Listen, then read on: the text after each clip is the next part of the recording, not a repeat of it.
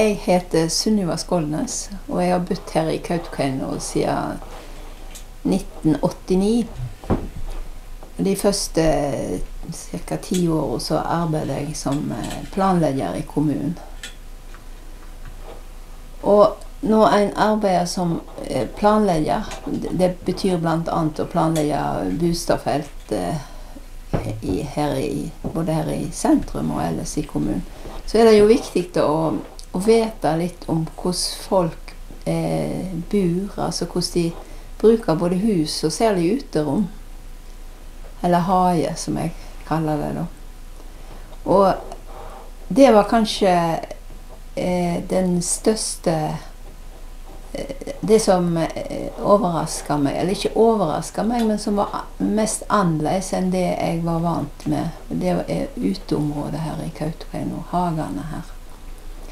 For jeg kommer jo fra et strøk i landet der det er veldig frodigt og alt vokser i overkant. Og folk har store hager og plen og blomsterhager. Og så hadde jeg bodd nesten 10 år i Alta, og det liknet jo litt på Kautokeino, men det var også en veldig sterk, veksende hagekultur der, og særlig i de nye boligfeltene der. Folk hadde ryddige plener og små uteområder og pynta. Og så kom jeg hit, og det første som jeg så da, at her er jo store hager, romsligt ute, romslig rundt hus.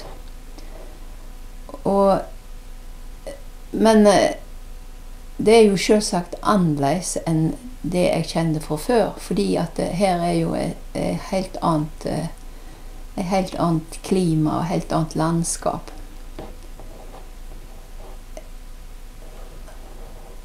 Og jeg brukte å spørre folk om hvordan de brukte hagene sine, og av og til så spurte jeg folk om de kunne vise meg hagen, sånn at jeg fikk litt forståelse om hva de hadde bruk for slik å kunne tegne en brukbar plan. Og da fikk jeg ofte det svaret at nei, vi har ikke hager. Hvis at du ser plen og blomhage, så er det dacha som bor der. Det var det vanlige svaret. Og så tenkte jeg, nei, det stemmer nok ikke helt. Folk har jo hage, men de har kanskje en annerledes hage enn dacha, for å si det sånn. Og hvis jeg skal beskrive det jeg registrerte da, det er at hagen her er først og fremst preget av et stort trafikkområde. Altså du må ha plass for å komme inn med bil og andre kjøretøy, og plass til å parkere det. Så det er det første. Det er ofte det vi planleggere ser ofte på det. Altså hvordan kommer en inn på en tomt? Hvordan kommer du inn til huset? Hvordan ser det ut der? Og her var det rikelig med parkeringsplass. Det var også rikelig med kjøretøy. Biler, campingvogn, sleder, skuter og firehjulinger kanskje. Og et annet trekk jeg synes også var veldig typisk her, det er alle de små uthuser, eitier eller lagerbuer.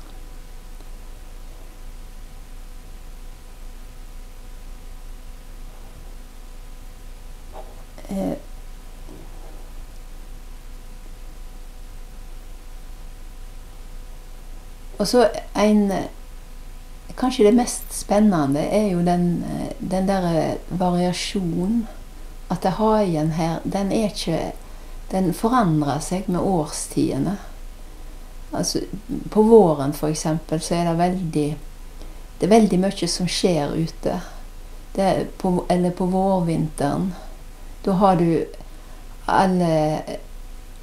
alt som blir tørka ut av kjøtt og av skinn.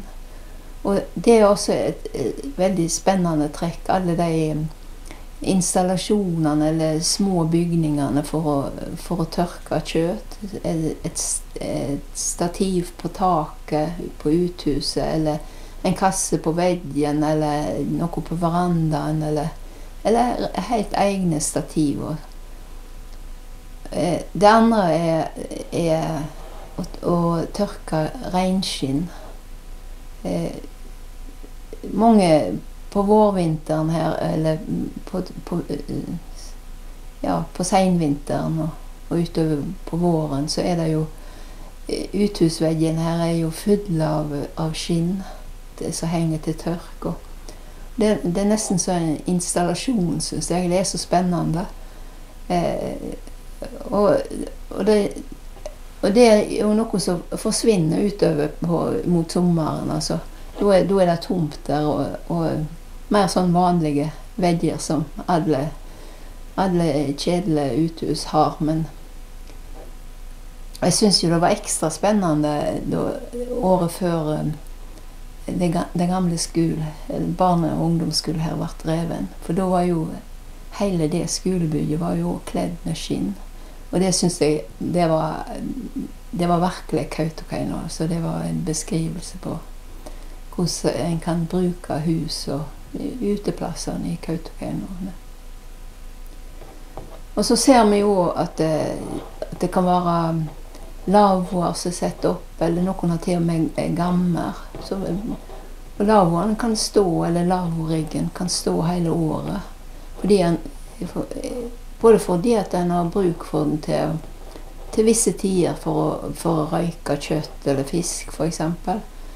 Men jeg husker også en som fortalte meg at nei, de hadde lavvo stående oppe stort sett hele året, for det var noe kjent og heimslig med det. Altså lavvoen, den hørte med på tomta.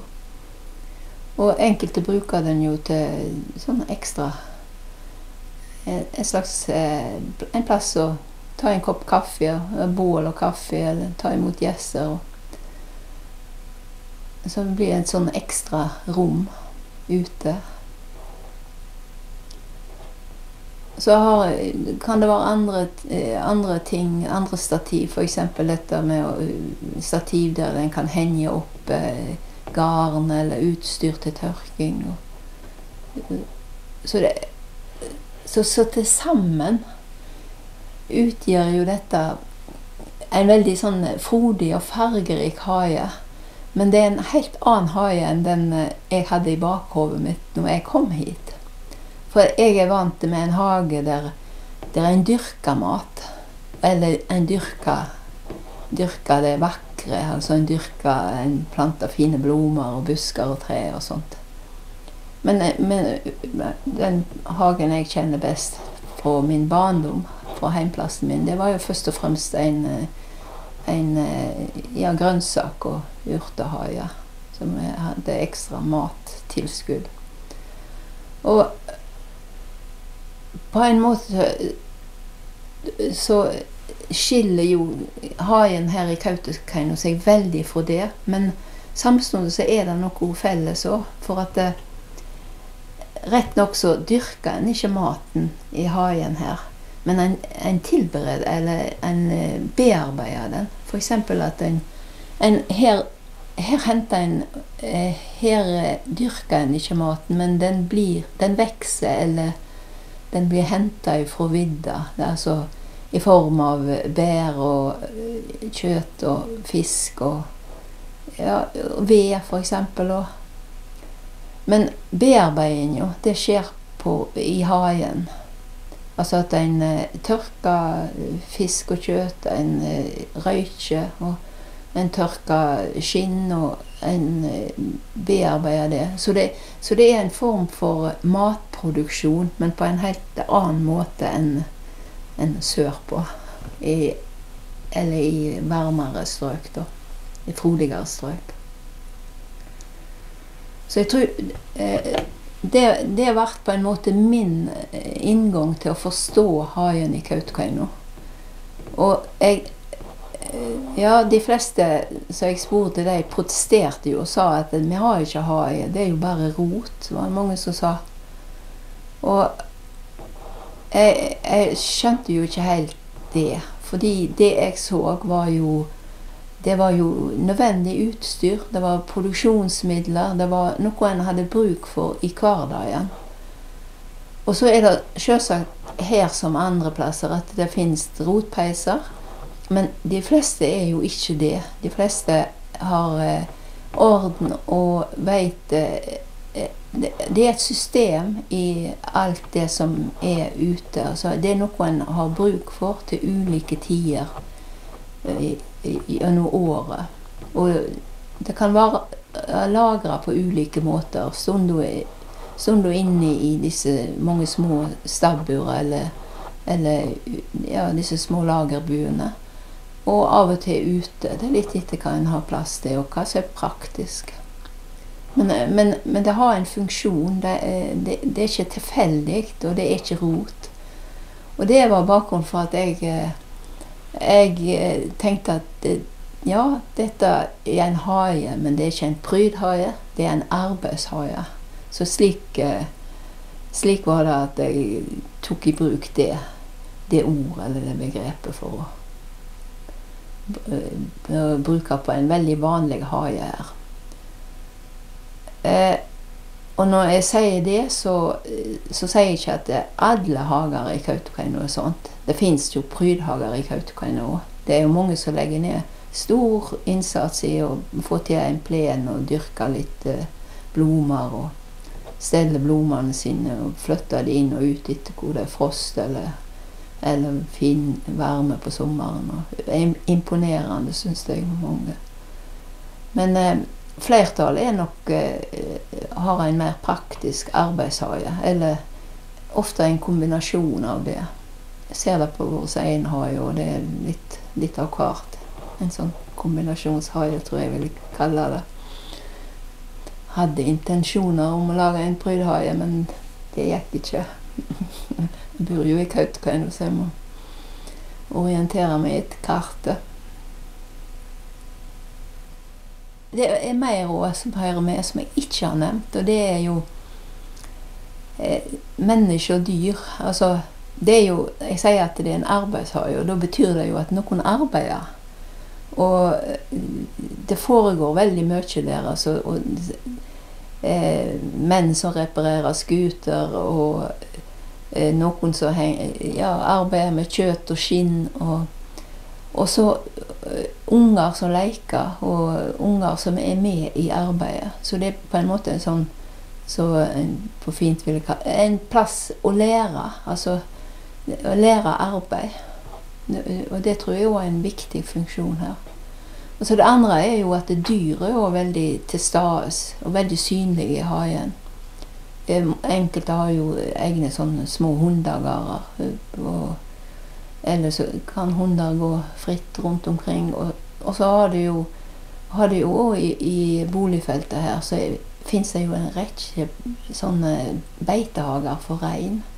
Så også er veldig sånn spesielt å se inn i et boligfelt.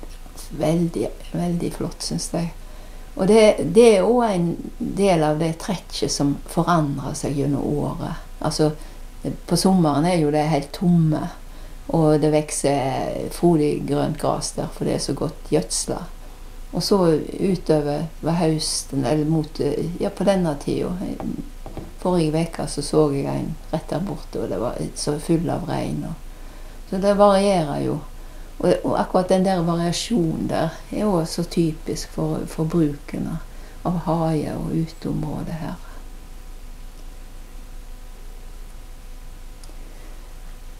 Så det er jo mange som har reagert på det ordet arbeidshaie. Når jeg skriver om det, så får jeg ofte en reaksjon på at dette her, ja, det var jo en helt ny måte å bruke ordet hage på det. Altså du beskriver noe helt annet enn det en er vant med å høre om i sånne sammenhenger. Men det tror jeg er bare fordi at en har ikke sett på denne typen hager før. En har bare lett etter blomster og plener. De som undersøker hager. Og det tok jo veldig lang tid for meg å forstå dette her også. Altså jeg måtte jo se her og snakke med folk, og jeg begynte å skrive om det, og liksom prøve å forstå hva er dette her for noe. Og jeg har jo fått veldig god hjelp av folk jeg har snakket med her, altså, som har fortalt villigt hvordan de bruker hagen. Jeg hadde ikke kunnet gjort den jobben uten.